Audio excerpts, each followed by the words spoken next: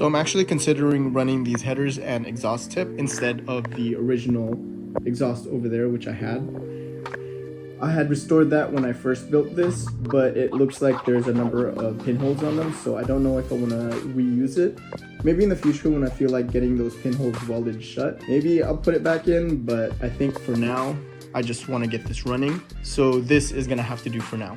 I'm going to follow the exact same process I did when I restored everything over there. So the first step I did was paint a whole layer, or maybe even 2 layers of the POR15 high temp paint on here. This one here paints a little dark, like a dark gray, and this is just going to be spread on using this brush. So once this cures and dries, I'm going to paint it with this VHT flameproof. I also have this exhaust wrap, which is also from the same supplier I got when I wrapped the heat exchangers over there. These are the heat exchangers right here with the exhaust wrap. I think these were 2 inches wide. I don't think I need it to be that thick for that other set of headers. So what I got here instead was 50 feet of 1 inch wide.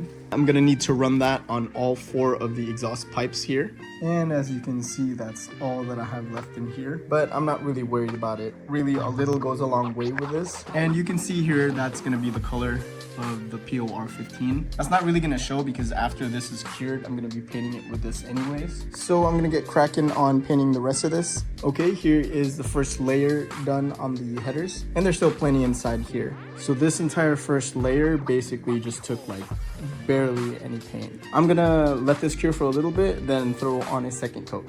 Okay, so 2 coats later, and it's looking pretty good.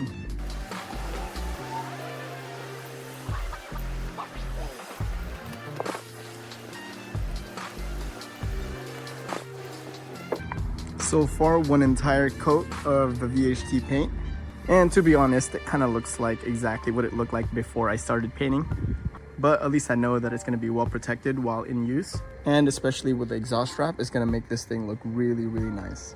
Okay, while I wait for the paint on the headers to dry up, I'm going to work on converting my ignition from the points and condenser over to an electronic ignition inside my 009 distributor. So you can see this is the 009 right here, which I think is what came factory on the 1600 cc's. The distributor that originally came with my motor wasn't a 009. I think it was some O'Reilly's brand or something like that, but I was able to find this 009, and I'd much prefer to go the stock one rather than any aftermarket. Pop that open, pop this other side open, and you'll see this rotor right here that comes off. And you can see here the points right there, and this is the condenser.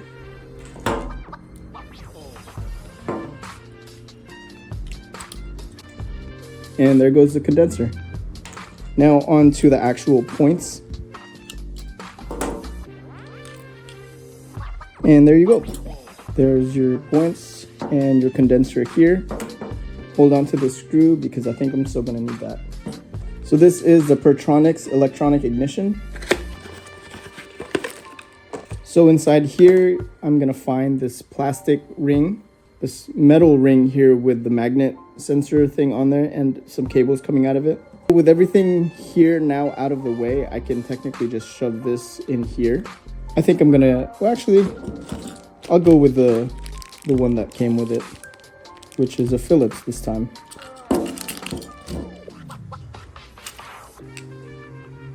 There we go.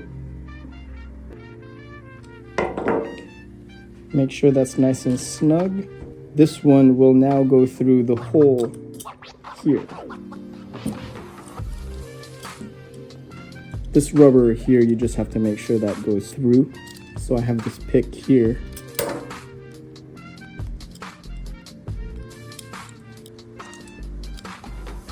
There you go.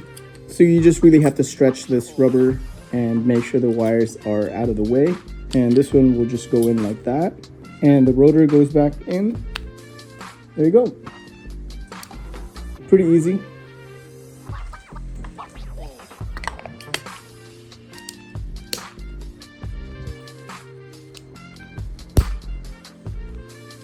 Okay, I've had this exhaust wrap in the water for over 24 hours, and it should be pretty soaked up now. I think this should be all right to work with.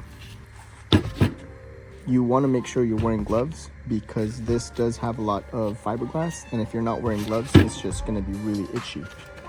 I also picked up some hose clamps here. So it says here it is 27 to 51 millimeters, and I've already tested one of them and it was a little long. I chopped off this much so that I don't have too much excess going on when I have this fully tightened. So I'll just do that for the other 3. There's always airplanes here, man.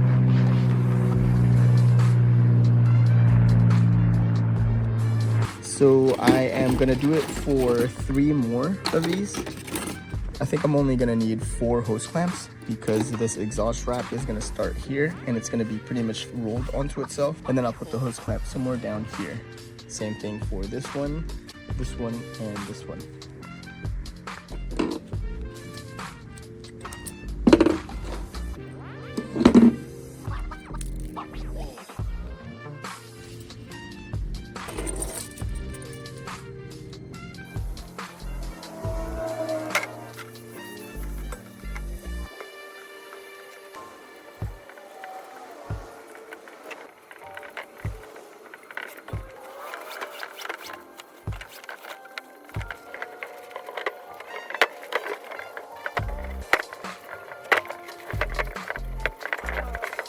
I'm thinking now I may not be able to put this all the way through here past this line because by having both of them right up against each other, I don't know if that's going to cause it to rub and possibly tear. I think I may have to just do a couple more turns here, probably stop it along here so that the wrap that goes on here will still be able to have enough space to go through all the way down to here. I ended up putting a clamp here because after clamping this down, I can kind of feel this being a little bit loose. Just for peace of mind, I put that one there. And now I know this is not going to be going anywhere. Here, I'm not super happy about how this end here turned out because there is very little space here, so I have to stop right here. And because it's at an angle, the wrap kind of sticks out. And to be honest, it's kind of ugly. I might redo that, but first I'm gonna do everything else. I'm gonna do the other 3. Depending how everything else looks, I'll see if I'll redo that. Maybe I'll cut the wrap a little bit further back this way so it's not right there in the middle of that turn. So it turns out I actually need way more of the exhaust wrap.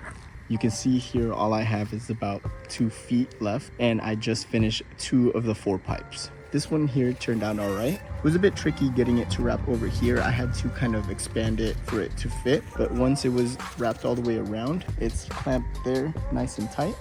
So I'm pretty happy with this side at least. I'm gonna need to order more, and once that comes in, I'll be able to work on the rest of this. Okay, so it's been a few days and I didn't really bother recording this other side. It's pretty much identical to the same process as this side here. So what I did was I ordered another 50 feet of this exhaust wrap and wrapped this up. When I did these 2 tubes here, I had maybe about 2 feet left of excess material. On this side, I had maybe about like 5 or 6 feet or something. But overall, in total, for all of the tubes on this headers, was just about maybe 90-ish feet to cover everything. So now this, I actually don't think I'm gonna be using this. And the reason why is because I was able to find this. This says here tri-mill, but I found this on OfferUp. It looks a whole lot better than using this thing out like that, because that would have looked a little bit ridiculous. I was able to use the excess that I had on this side to wrap all the way over here. This side, I just didn't have enough material. I don't know if I'm really gonna bother putting any on that side anyways. I really didn't even need that. I probably could have just thrown that away, but since I had extra, I might as well put it on there. Here we have the exhaust bolted up to the headers. I just used some hardware I had laying around, but this looks really, really nice and kind of low profile compared to using this that would have stuck out pretty much that far. Like I said, I don't think I really need to put anything here. It actually matches really well, so I'm really excited to throw that on. So this is gonna go to the side and mark this complete. Now I'm gonna move on to painting some cooling tins. Taking a look at all my cooling tins, I don't think I need to paint everything all over again. I think I only need to do these top 2 here. This is where I had some gas leaking from one of my hoses. Here it was leaking from my carburetor, and same thing here for the carburetor as well. I think I'm gonna paint these two as well. These are the two that sits right here, right next to the carburetors. That also got damaged when it was leaking. I'm gonna paint those. This one doesn't need to get painted. These are okay. The rest of these are okay. These are just kind of dirty. On the back side, I don't need to paint that. This looks really good. I don't need to paint this either. So really just 1, 2, and then those two little guys right there.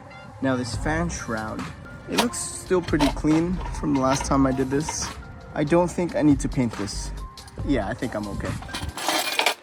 So I had previously degreased both of these tins already, or really all of my cooling tins. I degreased everything because they just had a whole bunch of grime and dried up oil and gas and stuff. So everything was degreased.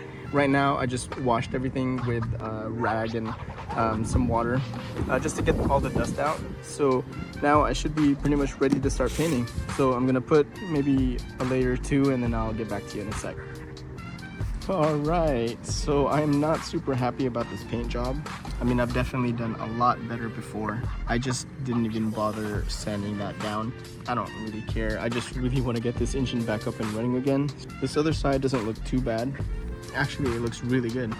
Down here, you can really barely tell that I didn't bother sanding anything down. Here, I really do wish I sanded that down, but whatever, you can't even really see that anyways because I do plan on running the oil bath air cleaner, so that is just gonna have to do. Down here looks all right too. Now with everything done and completely painted, I should be pretty much ready to build the engine. That is gonna be my next video, so stay tuned.